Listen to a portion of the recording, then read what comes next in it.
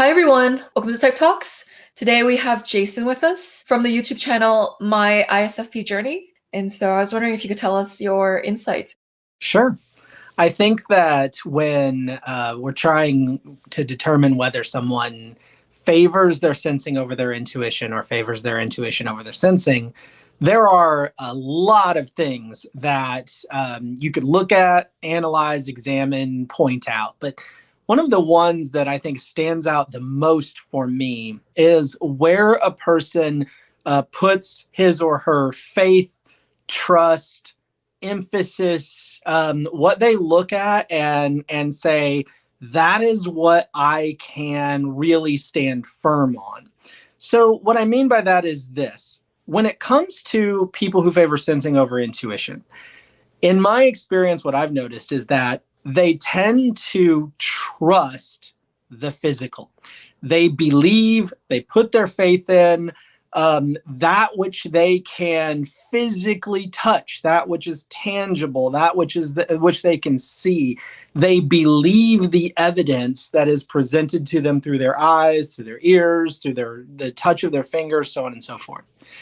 If we contrast that with people who favor intuition over sensing, in my experience, what I found is that intuitives do not as much put their stock and store, their faith in the physical realm, that which can be experienced with the senses, but rather they look beyond the physical realm and they put their trust in the unseen. It could be a metaphysical idea or concept. It could be a plan. It could be an idea. It could be a possibility.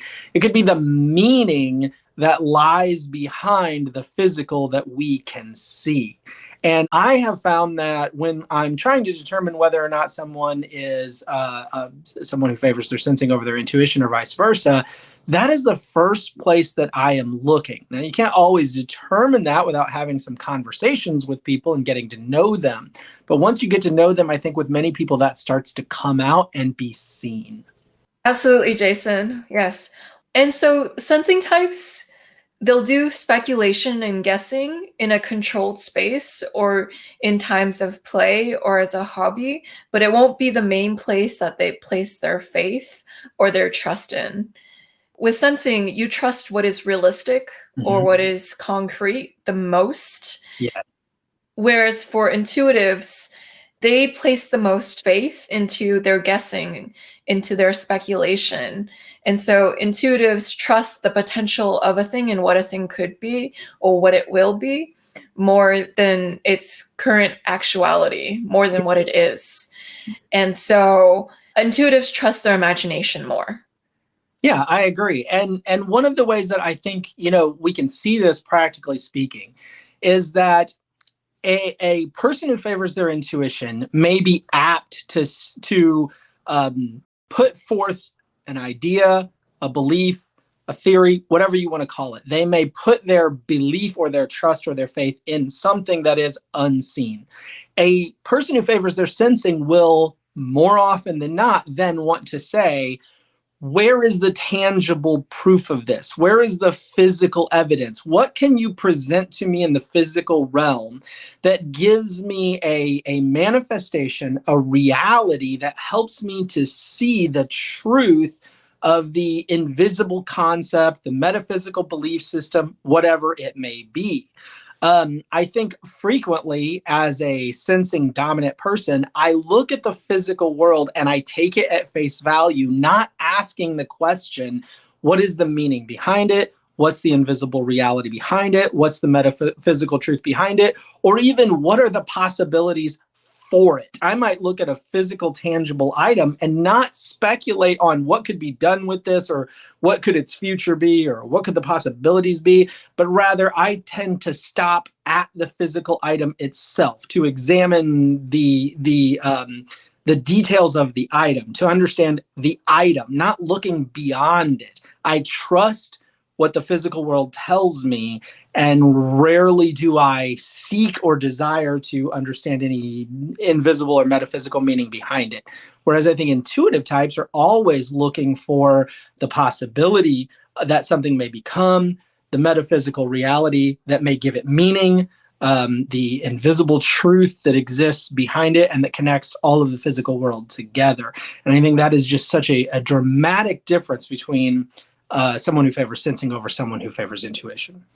And a way of putting it is that sensors will trust you if you give them proof in the physical, and intuitives will trust you if they can project into the metaphysical what you're saying.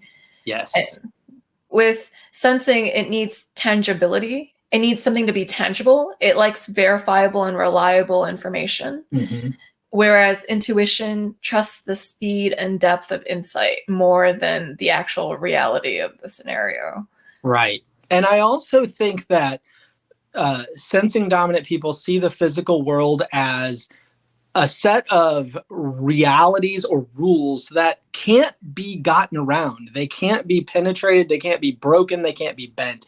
However, as I've interacted with intuitive dominant people, I've noticed that it is not uncommon for them to see ways around what seem to me to be physical obstacles that can't be gotten around.